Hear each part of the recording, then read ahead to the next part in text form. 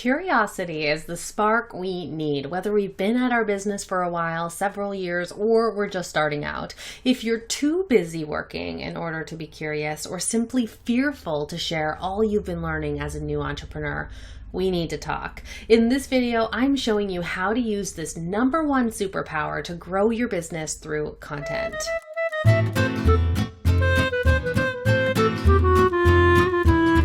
Welcome back to my channel, and if you're new here, my name is Haley Dale and I'm a content strategist helping you create more purposeful, productive, and yes, profitable content. So if that sounds like something you're looking for, make sure to hit the subscribe button down below this video for new value-packed videos every single Monday. I believe that content is our #1 superpower as content marketers. When we can find something that we're curious about, we're much more likely to want to dive in deep and actually create content and explore that topic a little bit more. So I think that in our expertise journey, curiosity is one of those key factors. When we're new in our business, we're curious about everything. I remember this time where you're learning so much and you're taking people along with the journey, but one of the roadblocks that can come up for newer entrepreneurs is feeling like, who am I to share about this? Or who is going to find this useful since I'm learning about it?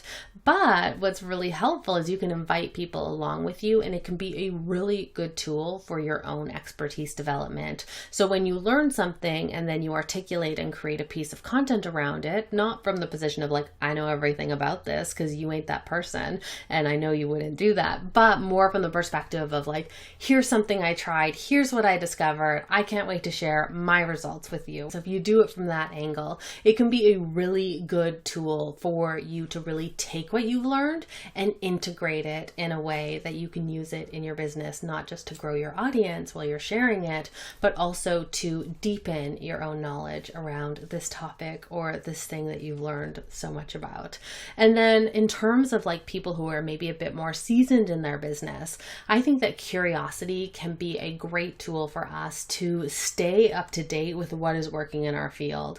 When we start to get so busy with our business that we no longer have time to learn, it can be pretty discouraging to create content because it kind of feels like you've lost that connection to that curiosity. And so I would encourage you to try to find it again. What are new things coming up in your industry or coming up in your niche that you're curious to learn more about? What are, different topics or questions that you see other people asking, your clients asking, your customers, people in your audience asking, that they're curious about, that you can use as jumping off points to create your content. So it's a bit of a different way to use curiosity when you've maybe been at it for a bit longer, but I never want you to lose that connection to curiosity, whether it's your own or whether you're tapping into the curiosity of your audience. I want to explore 3 different places where curiosity can come into our content. And the first place is when it comes to planning our content. How do you find that curiosity angle? So I know for myself that having a great topic that I'm curious about is key for me to enjoy the content creation process. It needs to be something I'm interested in, frankly. I'm a big answer finder and I love research and I love learning things. And so if I can find something that I'm curious about or something that my audience is curious about, then I'm excited to create that piece of content. But if that's missing for me, then I don't know that I'm going to follow through on it. But one of the ways that we can find our curiosity angle as a way of fueling our content planning process is by constantly reading, learning, and exploring. So I'm not saying to spend all your time on learning and stop taking action.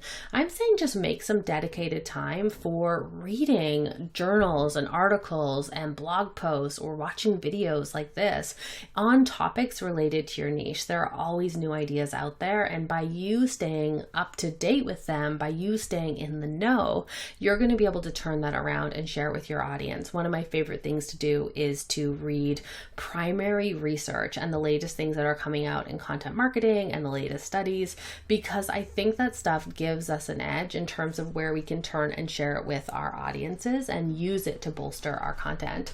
So where are you making space for reading, learning, and exploring. And I think you also need a discipline and a practice around this so it doesn't overtake. I know for myself that sometimes, especially in those first couple of years of business where all I wanted to do was learn, it felt like by signing up for the latest and greatest course that I was taking massive action and I was getting a lot done.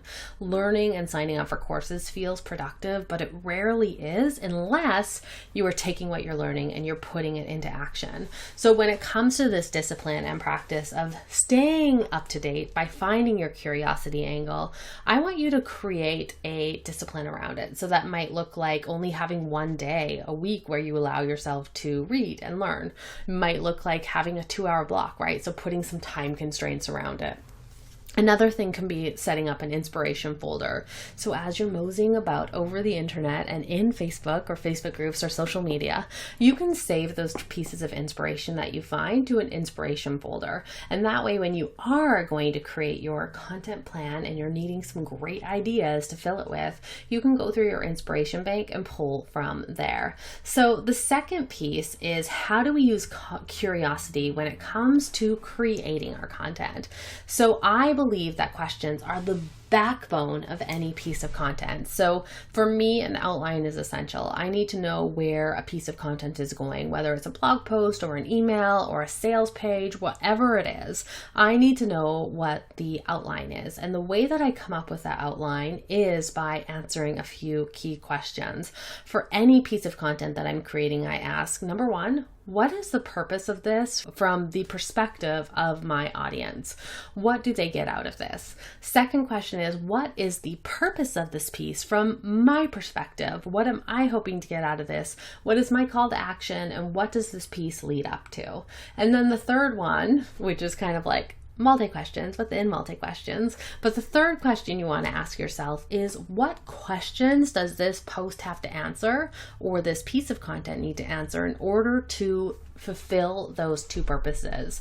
So this is where you can come up with that list of questions that you can then use to organize your post. So say, for instance, I was writing a blog post about how to bake bread. So it would be, what are the questions that this post has to answer in order to teach people how to bake bread, right? So maybe that's your blog post. What questions does this have to answer? So it might be, what ingredients do you need? What supplies do you need? What are the steps you need to take? What are some extra tips for you to bake that bread?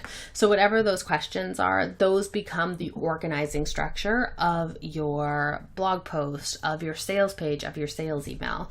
So that is where curiosity and coming up with the right questions can be a really great way of harnessing the power of curiosity in the creation process of your content as well.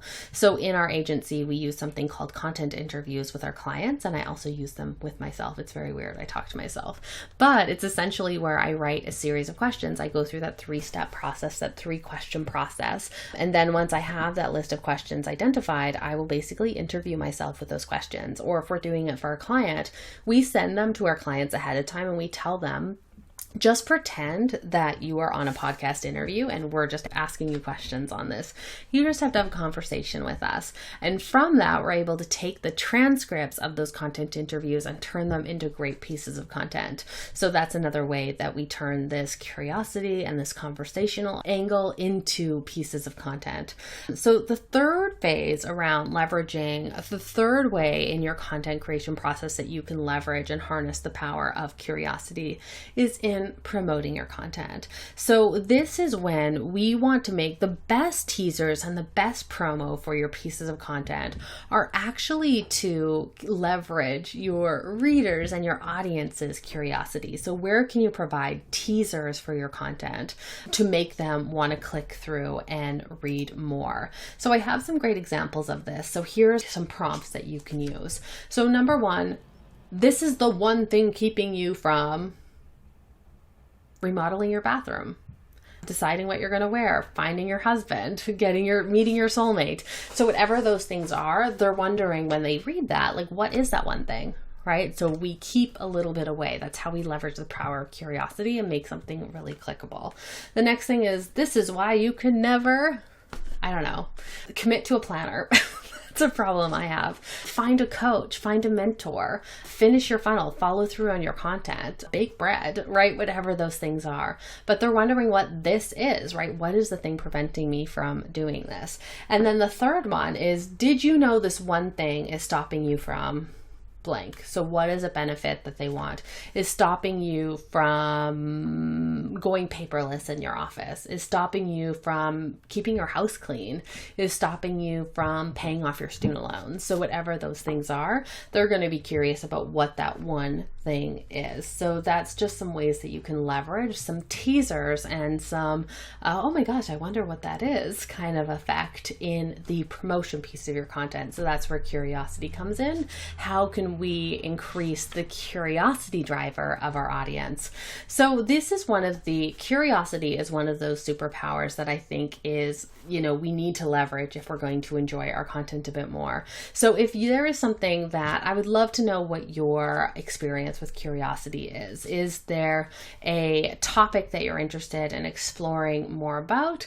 Please share in the comments. And if you have any questions about this or anything about content strategy or things you'd like me to do a video in, please put them in the comments.